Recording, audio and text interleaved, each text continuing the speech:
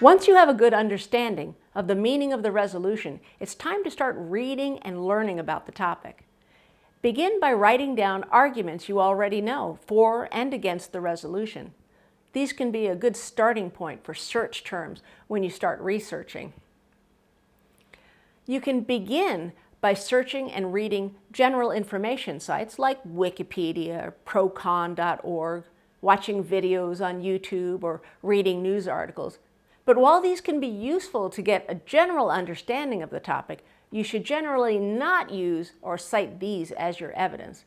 Instead, find and cite the source material, that is, the actual studies or academic journal articles, often found at links in the articles or in the footnotes of the page.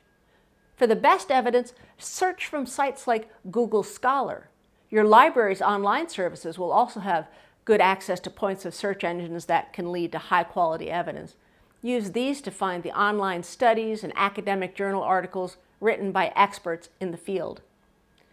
The more current the article and the studies are, the better. And when you cite your evidence during the debate, you should name the source, the date, and usually the authors. As you think about and research the resolution, you can start building your contentions. A good way to do this is writing down individual arguments and pieces of evidence on small sticky notes. This is helpful because it allows you to rearrange and group your arguments into contentions. Similar arguments will often be grouped under an umbrella of a larger contention as subpoints of that contention, which function as small contentions that make up this larger contention. To illustrate this concept, let's say that you're debating the pro side of the resolution, bowling should be the national sport of the United States, and you've found arguments about the positive effects that bowling have on muscle development, heart health, and mental health. You could make each of these arguments a subpoint of a contention about health effects of bowling.